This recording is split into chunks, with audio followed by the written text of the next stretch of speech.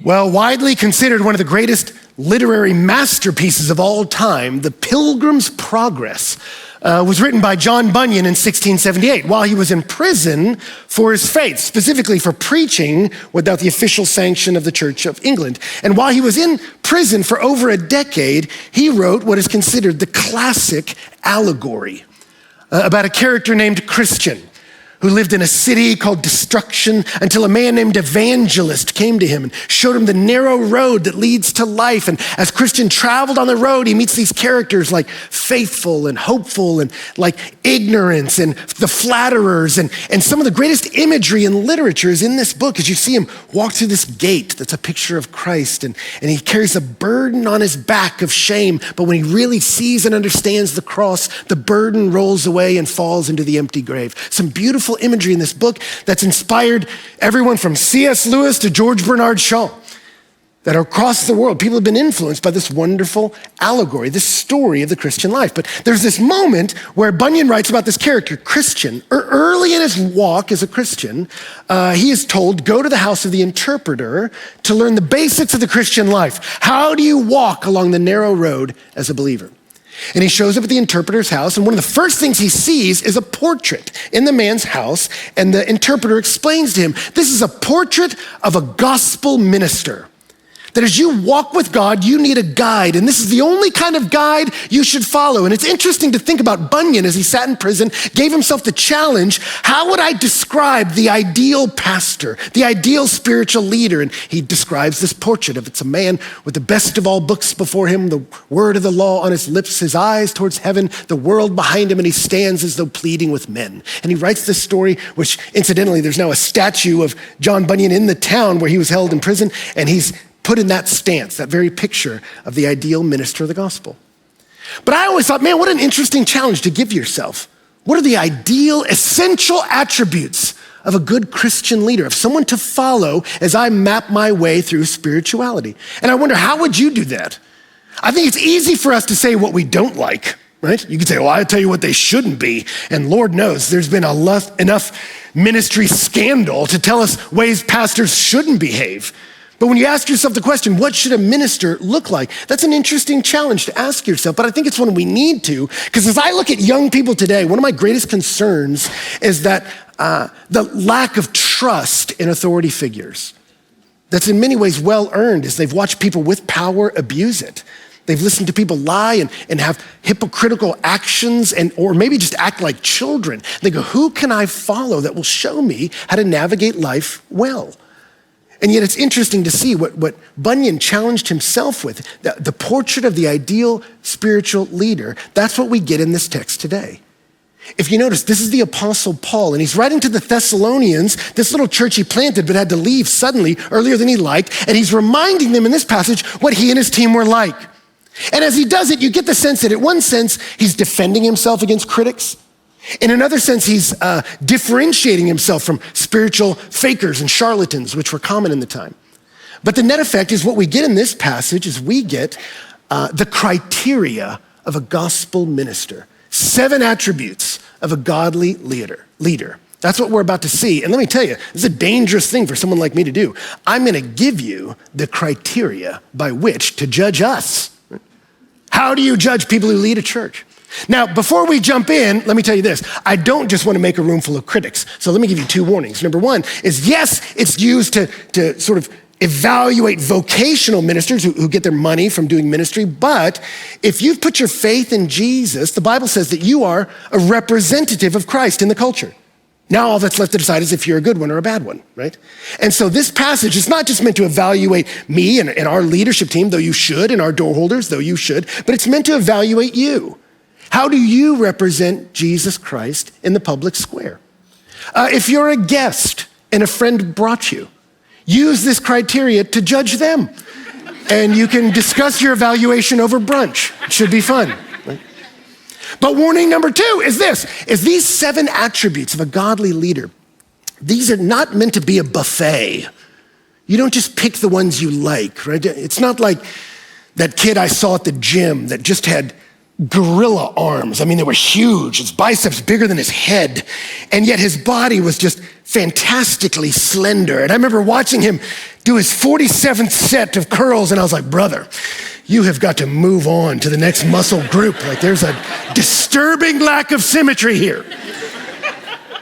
So as I present this to you, you're not supposed to pick and choose. You need to be a 7 out of 7 if we're going to take you seriously. Now, all right, as I say that, this is not about giftings. This is not about temperament. This is about character. What should the people of Jesus be like? 7 attributes of a godly leader. Let's look at them. Number 1 is they were bold. They were bold. Look at it in verse 1. For you yourselves know, brothers, that our coming to you was not in vain. That means fruitless or without content. But though we had already suffered and been shamefully treated at Philippi, as you know, we had boldness in our God to declare to you the gospel of God in the midst of much conflict. What Paul's alluding to here is recorded in Acts chapter 16, that the city he visited right before he went to Thessalonica was Philippi. And when he preached in Philippi, he got a serious beating and was thrown into prison.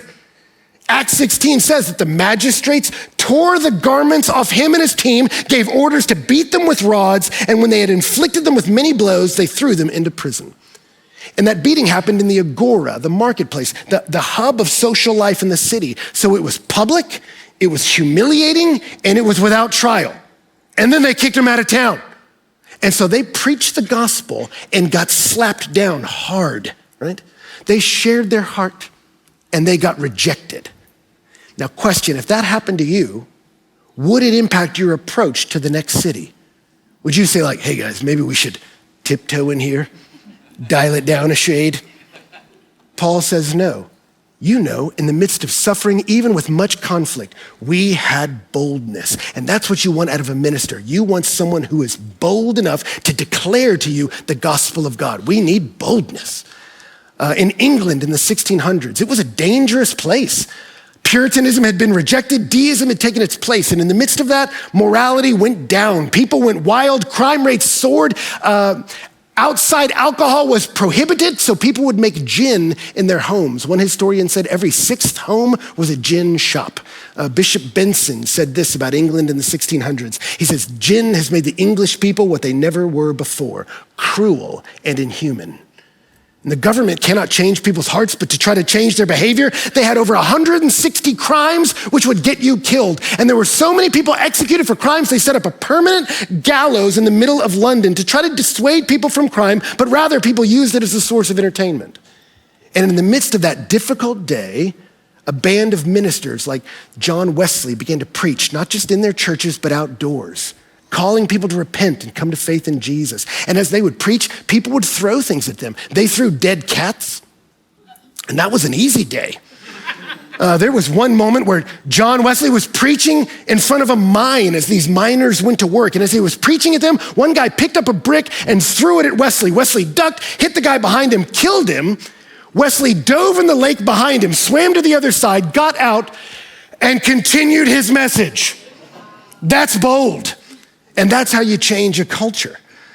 Boniface in the 700s was charged to bring the gospel to the barbarians in Germany. And as he went there, they were held captive by their fear of the animating spirits in the forest. Premier among them was Thor, the god who they worshiped under the mighty oak. And as they trembled in fear before the gods, Boniface asked, which one's the biggest one? And they're like, that big oak is where we worship Thor. And he's like, this oak right here? Okay. And then he chopped it down.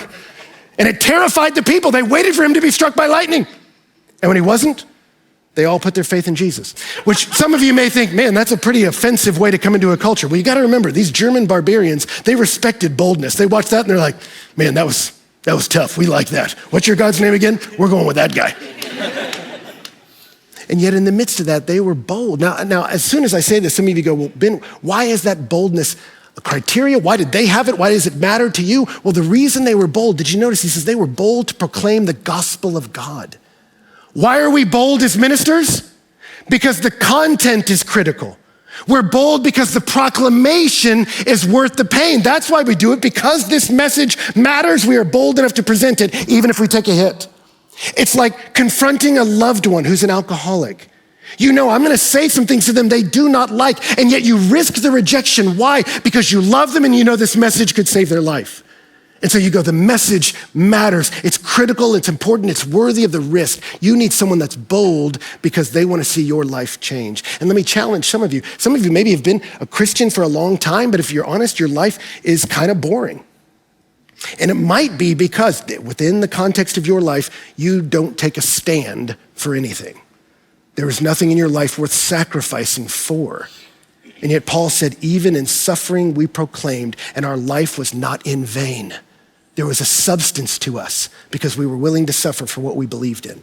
I'll tell you, we have a team like this. I remember as we prepared to launch this church, I came to Elizabeth Staggers and at the time Taylor Sink, these young women that had good jobs in safe towns, surrounded by friends.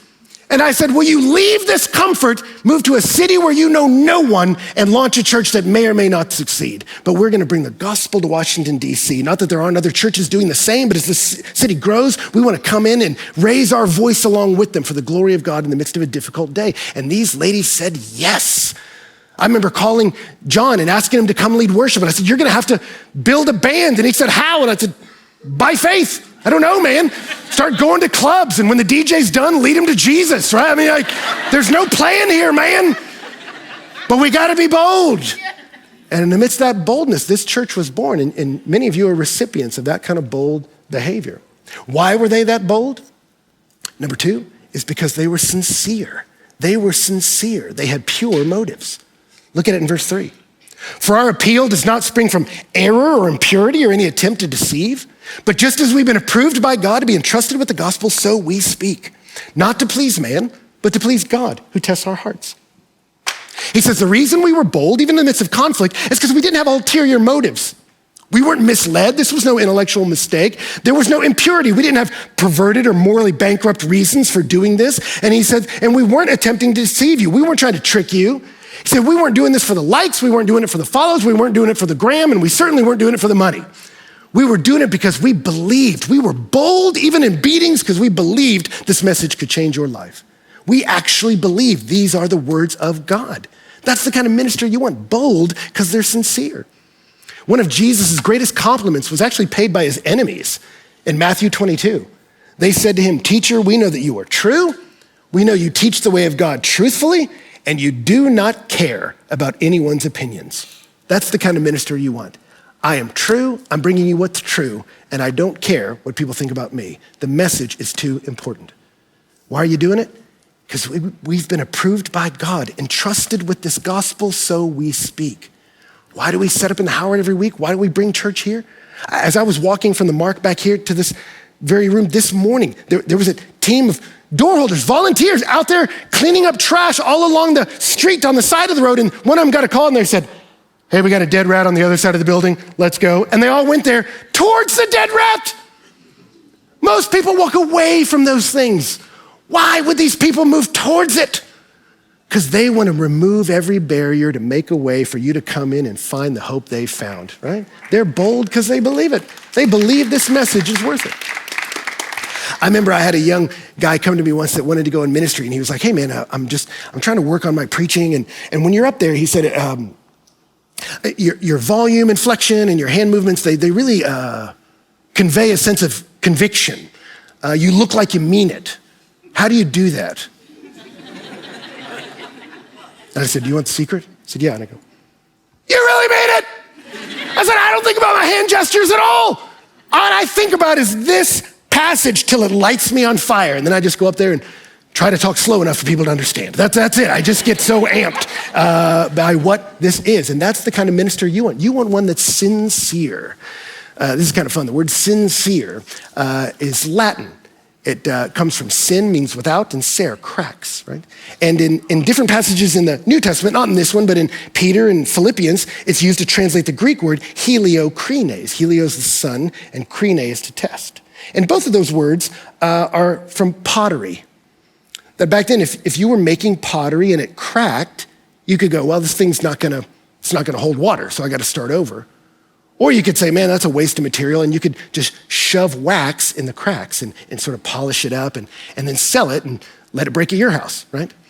And so if you were out in the agora, the marketplace, buying pottery, you wanted to see if it was sincere. So you would give it the heliocrines, the sun test. You would take that pot and hold it up to the sun and let the light reveal, does this thing have integrity or not, right? That's the idea, that you can test me and find that I'm the same backstage as I am out front. That's the idea Paul's saying. You know that these people are sincere. We really believe this. So I love the way Tommy Nelson said, he says, to be sincere means to have no wax in your cracks. That's what it means. It means I'm not bringing something fake. If you look closely, you find they don't really believe this. You got a team here that really believes what they say. Let me tell you something. That's why so many people love watching Morgan as she hosts up here, right? It's not just because she's fun and funny and bright and all those things. It's because when she's up here, you know she means it. She means what she's saying, whether you are aware of it or not. She really believes we're making a difference here. The same with David Scala. If you ever serve at a community group, when he leads a rally, you go, that guy really believes in the value of what we're doing here. And it helps you believe. It's contagious. One of my favorite things during worship is to watch Matthew Cruz. He was on the kit today. He's normally on the keys. That man can go anywhere, do anything. But one thing I love about Matthew is when you watch him, he's not just playing an instrument, he is worshiping and will sing along as he plays. I love that about him. This is a sincere group of people. I'm not here to please man. I'm here to please God who tests our hearts, right? You want a minister like that? You want a doctor like that. You don't want a doctor that's just trying to say whatever they think will make you like them. You go, hey man, get over that. Whatever insecure thing inside is, fix that. Tell me what I need to hear, even if I don't like it and kind of resent you for saying it. Save my life. It's the same in ministry. You want to be someone that's sincere. You will be bold because you care. And so because they were doing this for God and not for anyone else, numbers 3 and 4, they go together. They were not takers, but they were givers. They weren't grifters trying to take from you, but they were givers. They were gentle with you. They weren't takers. You see it in verse 5. We never came with words of flattery, as you know, nor with a pretext for greed. God is our witness. He said, we didn't flatter you. That means saying what we think you want to hear to get from you what we really want. He said, we didn't do that. There are people who do that, say what they think you want to hear so they'll get more followers, more likes, more money, whatever. He says, we didn't do that. You know that. And we didn't do it as a pretext for greed. We didn't put on a show of caring for you when really we were just going for your wallet. He said, we weren't like that. You know that. And then he says in verse 6, nor did we seek glory from people, whether from you or for others. He said, we didn't do it for the money and we didn't do it for the applause. But then he says, though we could have made demands as apostles of Christ. Now, what does that mean?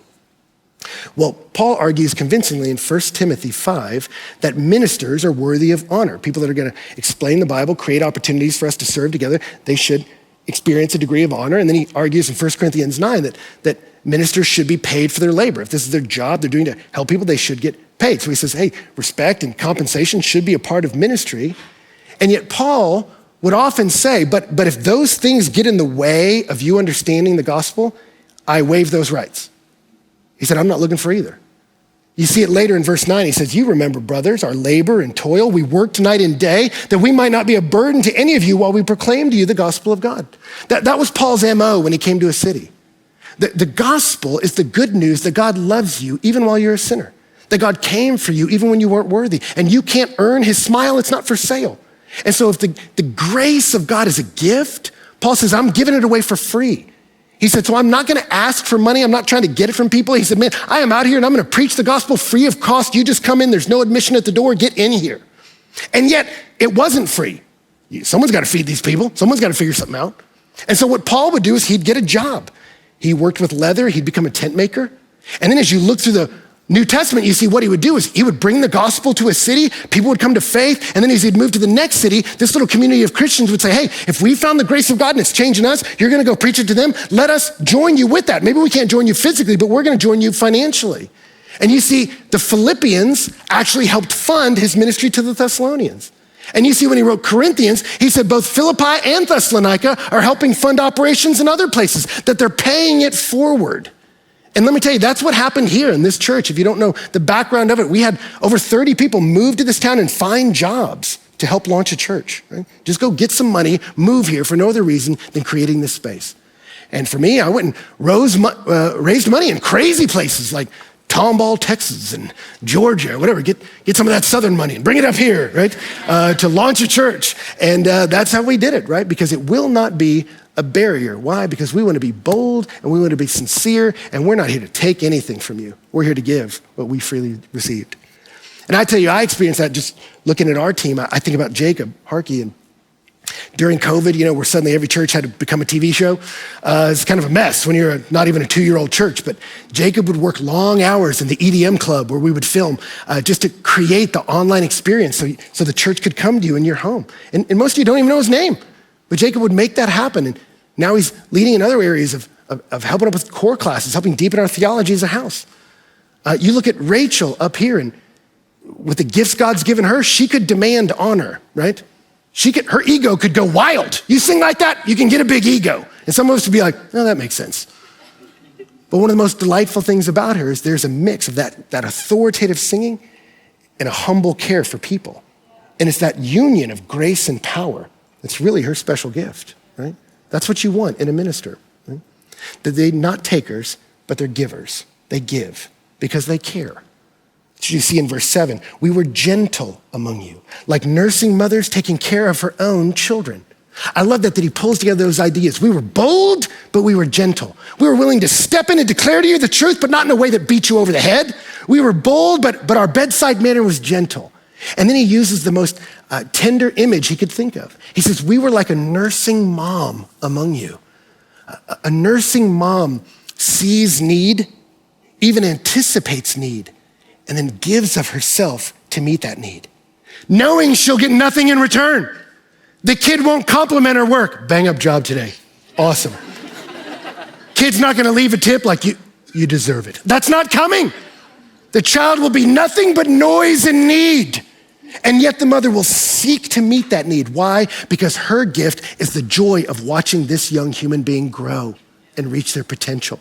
And Paul says, man, we were bold, we were sincere, we served. Why did we do that? He said, because we cared about you, because we wanted to see you grow. Why? Verse 8, he says, so being affectionately desirous of you, we were ready to share with you not only the gospel of God, but our own selves, because you had become so very dear to us. He said, we were gentle with you. Why? Because we loved you. He said, we didn't just share this message, we shared us along with it. He uses the word for soul. We shared our very selves with you. He says, because you had become so very dear to us.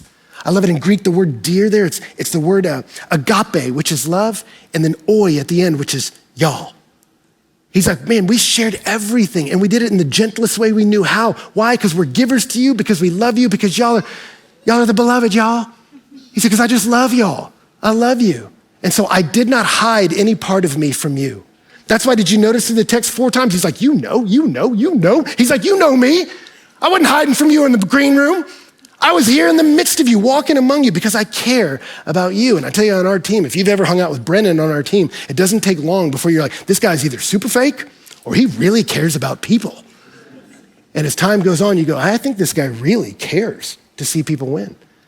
I remember as we did our first baby dedication up here, watching Raina, who leads Passion Kids in Bloom, cry as she told the story from memory of some families that were dedicating their kids.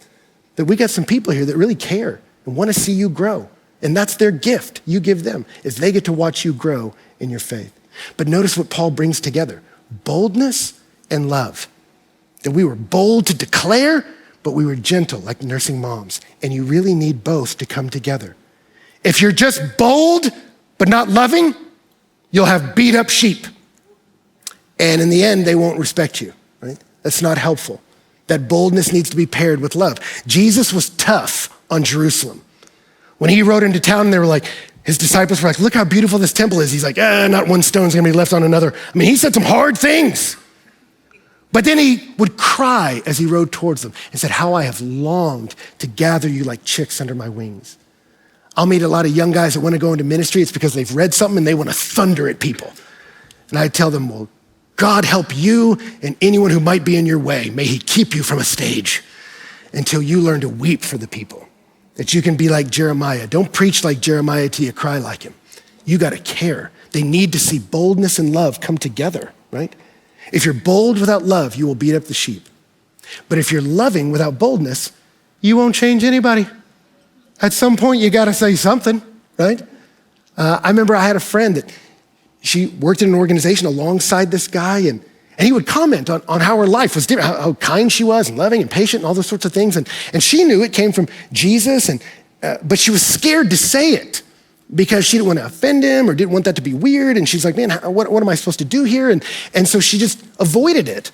And finally, at one point, she said, I got to figure this out. And she kind of screwed up her courage and came to him. And she said, can I tell you about the most important thing in my life? He was like, yes, of course. And she told him, you keep commenting on the way I live. That comes from the love I've received from God. Like I am loving because he loved me first. And I have peace even in chaos because I know God is a father who cares about me. And she kind of shared the gospel of Jesus coming for us. And you can put your faith in him and be changed from the inside out. And she shared all this with him. She was so nervous that he was going to reject her. And at the end, as he heard it, he was like, man, that's a lot. But thank you for sharing something that's so important to you. And then he said, and what took you so long? And that's the same with some of you. Your love has earned you the right to speak, and it's time to do it. And let me tell you, I tell people all the time, they're like, man, I got a coworker or a roommate that I want to invite to church, but they'll never come to church. And go, yeah, that's going to happen. Some people are like, hey, should you come to church? No, they're not going to do it. They're like, it's too freaky. I don't know what you weirdos doing there. I'm not doing it. And so I tell them, stop asking them to church. Invite them to just hang out with your Christian friends who aren't weird. So, be selective, get a group of them. Just go bowl. And let them see the character of Christ manifest through the people of Christ. I'm like, you people aren't bad. And as you do that, be unapologetically who you are and let them be who they are and celebrate everything about their life you can celebrate. Be interested in what they're interested in. Care about what they care about. Ask further questions. Tell me more about the oboe. And as you ask about their life and genuinely care, they'll ask about your life. And as you share honestly how God's changing your life, they may be interested in their life. That's how it works. That I love you. And then when you give me permission, I boldly tell you about the message that has made me what I am. You see that? That's how it's supposed to go. But it's got to be that combination of boldness and love. In Nepal in the 90s, there was an epidemic of vitamin deficiency. And they said, how do we get vitamins into these kids that are wasting away? And there's resistance to this lifestyle that they were unaccustomed to. And they said, who we need to convince is the grandmas. Because we know grandma loves those kids. And we know grandma's not gonna take no mess off of any of them, right? And so if grandma comes and says, take this, it's good for you, that combination of boldness and love could save your life. And that's who we're meant to be. And if you've ever met my wife, Donna, you have seen a picture of boldness and love come together to change people's life. Surprising to some, the way she'll give you very honest feedback. And yet, as you know her, it comes from a heart that's desperately to see you win and see you improve. And that's the kind of minister you want in your life. Someone you know and will trust will be honest with you for your good. But if you're gonna do it, if you're gonna boldly share, your life has to match the message. And that's number 5. They were holy. They were holy. They had a moral integrity consistent with their message. Look in verse 10. You are witnesses, and God also, how holy and righteous and blameless was our conduct towards you believers. He said, you saw how we lived and how it met the message. I remember I had a pastor that used to say it this way, live your life in such a way that it forces people to take your God seriously. They may laugh at religion, scoff at it, but as they watch your life, your integrity, your holiness, and your love, they go, but if there was a God, it's the one you serve because you are so different. Your holiness should adorn the message. It should be an amen to the message. And if it's not, something's got to change. I remember when I first got into ministry, I had an older man tell me he wanted to serve in my youth group. So I went to go meet him at his office. And I walked into his office and had one of those Christian fish ichthyosis on his desk, different Christian art. And he was like, hey man, have a seat. He was like, hey, give me 1 second. And he left the office and he went next door and I listened to him through the wall, cuss out and berate one of his employees. The wall was apparently thinner than he thought. And then he came back in and was like, hey man, I've been a Sunday school teacher for over 10 years. I'm happy to influence your students. And I was just backing away slowly like, actually, I think we're good. Like I got this and bye. Just got out of there. Something needs to change. Either the way you talk or your decor. But don't put these two things together because your life should adorn the message, not make it harder. You want a coworker to show up here and see you and go, that explains it. That explains why you're so patient. That explains why you're so kind. You're one of these people. You don't want a coworker to show up here and watch you greeting at the door and go, her? Well, that's surprising. You don't strike me as one of these people who've been touched by the grace of God. You don't want that. You want a life that amens the message, right? That's what you want. And if you've ever met Becky on our team, you know that to be true of her. There's an integrity to her that's inspiring, right? And it's how we're meant to be, that your life adorns the gospel. You are holy as you boldly and lovingly declare the truth. Number 6 is they were fatherly. They were fatherly. Their goal was to make you better. Verse 11, he says, "For you know how like a father with his children, we exhorted each one of you and encouraged you and charged you to walk in a manner worthy of God who calls you into his own kingdom and glory." I love that he says we were exhorting and encouraging you. One means to come alongside you and comfort you. The other means to run alongside you and call you forward. And that's a perfect picture of what a father is. I'm gonna come and meet you right where you are. I love you right where you are, but I love you too much to let you stay there. I'm gonna love you right here and I'm gonna call you forward. Comfort here and challenge to move forward. I see what God wants to do in you. I see a propelling that could take place. I want to see you move into who God's made you to be. And he uses this imagery of a dad. He uses nursing mom when the baby needs you to feed and live. Dad is usually not the most help in that moment. And yet here he pictures a dad helping a kid walk. That as a kid is taking their first crooked steps and falling, a good dad doesn't shame them. "Why aren't you walking yet? Come on, get up." That's not good parenting. But a good dad is there, and as soon as the kid starts to make their first move to grab something, you're like, "You can do it. Get there. Let me hold you. Let me hold you. Okay, look at how your legs work. Look how you can stand them. Yeah, okay, you can crawl too, but look at these other options. You can also walk. Watch me do it. Look at this. Look, I'm already over here. Look, I'm suddenly back here. Isn't that crazy? Look at this. Suddenly I'm over here. You can do it too. Look at those legs. You can use them. Let me hold you. Let's try to walk together. Okay, you're down again. Okay, what if we did this? Just hold you up. And you know what? I'm going to carry you, but let's try these feet on the ground." And they just want to meet you where you at, but call you forward. And then they get on the other side of the room and say, "Come on, you can do it. Take some first steps." And though they may be ugly, they're celebrating, because that's what a God does. He encourages you and challenges you to walk in a manner worthy of this gospel. I love you too much to let you stay where you are. For me, I think about when I was in high school. I played football, and at the beginning of every season, they made us run the Mustang Mile. And the Mustang Mile was the first day of practice. First thing in the morning, you had to run a mile in 5 minutes and 30 seconds, which I wasn't sure I could do. And so I gathered up nervous like everybody else. And it's tough because if you don't run the Mustang Mile in 5:30 in the day 1, they make you do it again in day 2. And if you don't do it then, they make you run it day 3. If you don't do it then, in day 4, you just keep doing it till you die, right? It's hard. And I remember I got there, and like everyone else, I was nervous. And as I stood there and got ready, there's a coach getting ready to start us. And then I remember standing right next to the coach was my older brother, who was a great athlete. And the coach was there to time all of us. My brother was there to time me. And I remember as I started to run, he was like, "You can do it, go, go, go, go." And so I start going, and I'm sprinting as hard as I can that first lap around the track. And I get around, and he's like, "Your time's looking good. It's looking good. You're doing it." And so I'm sprinting around the second lap. And I remember as I got around the second lap, he looked at me and he goes, "You're gonna make it. You're doing it. You're gonna make it." And it was so encouraging. I was like, "I'm doing it. I'm gonna make it. I'm running the Mustang Mile. I'm a winner." And just the third lap, I was just celebrating the goodness of God. And I remember as I turned that corner and saw him again, I look at his face and he goes, "What are you doing?" He's like, "You went so slow. You're not gonna make it." And I'm like, "What?" He's like, I'm not gonna make it. I got so scared. I just took off as fast as I could. And there on the inside of the track, he's running with me. "You can go, man, go, go, go, go, go, go." And we just began to run down this track. And as I was coming around the end, it was like the little guys inside me were trying to divert all the power to me. They're like, "Take power from the nose, divert it to the legs." Just every part of me is trying to run and just get there. And finally by the end, just leapt across the finish line and I made it. Completed the Mustang Mile. Unbelievable. And I never would have done it. Thank you very much.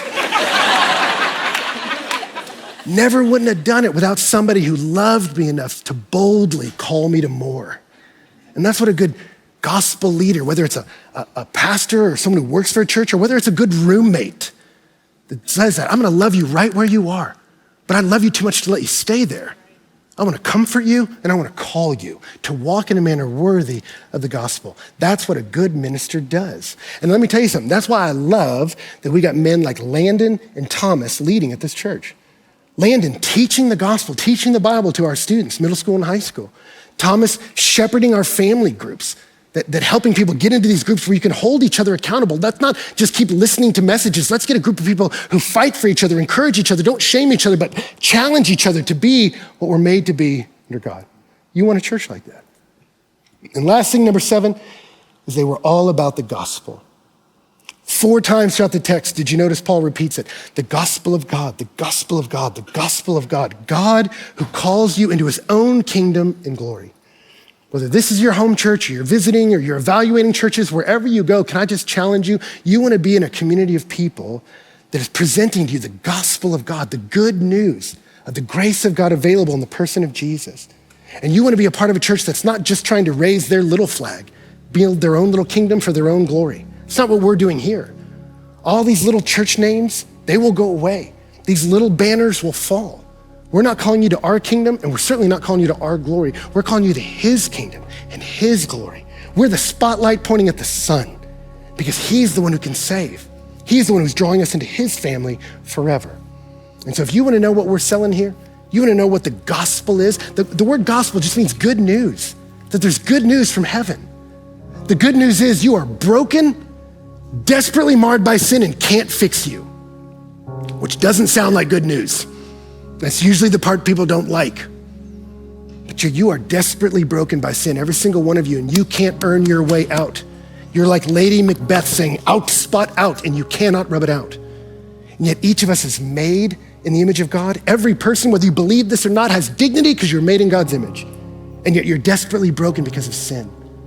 But our gospel is that Jesus didn't show up to give a pump-up speech. He didn't show up to give you ways to turn over a new leaf. He showed up as a substitute. That I will live the perfect life you could not. That I will be not just God's representative to you, though he was, I'll be your representative to God. I'll be the second Adam. I'll be the first man again. And I'll live a perfect life on your behalf. And though the wages of sin is death, and he never sinned, he did not deserve death, he who knew no sin became sin for us and took on death on the cross. Why did he do it? He did it to purchase you and me. That he could take your burden of sin and shame and it could fall off at the foot of that cross and roll into that grave. And that we could rise up forgiven, loved, adopted, drawn into the beloved, drawn into the family, becoming brothers and sisters in Jesus and God as a father. That's what Jesus did on our behalf. God made flesh to draw us into the family of God. And we received that gift of grace by faith with empty hands saying, I trust you. If all you want is my heart, here it is. Here it is. I'm yours. Change me from the inside out. So if you've never received that message, that is the message of the people of Jesus. That's what all the boldness and all the love terminates at. We want you to know him, the one who loved us, that you might know him like we do. And if you're a believer and say, man, I want to make a difference in the world. I want to be bold and loving. I want to love my coworkers and classmates and everyone in between. And I want to boldly tell them about the hope I found, but I'm scared. Notice that Paul says we had boldness in our God. You don't try to focus on screwing up your courage. You just focus on him. I remember for me in my 20s, as I began my career as a vocational minister, I was doing so much ministry at church and then I went and traveled overseas. And I remember it struck me at one point in Italy on vacation. I was like, nobody knows me here. I could be anybody here. Italy, Ben, could be anything. This was before I had an iPhone. I was like, there's no one tracking me, no one recording my thoughts. I can say whatever, do whatever, go whatever. What will Ben be? And I remember as I honestly processed with the Lord, I thought, you know what I want? Yeah, I'm tempted by this or that, but deeply what I want is you. I want to know you. I want to know the God who made me. And I want other people to know you. And I'm not particularly good at certain aspects of evangelism. I grew up at a ministry that used to hand out tracts and pool halls and clubs, and I was never good at it. No one ever came to faith meeting me in a pool hall. I just never knew what to do. I was like, take a track. I was like, that's not Ben's best offering, right? And yet I remember sitting there in Italy going, man, God, I do love you. And though it scares me, I want to talk about you. Will you create an opportunity? And as I studied the word of God and drew near to God, I had a boldness. I want to talk about him. So don't try to make yourself bold. Make yourself good at knowing him. And then ask him to create opportunities to love and to share the truth with those he's put around you to influence.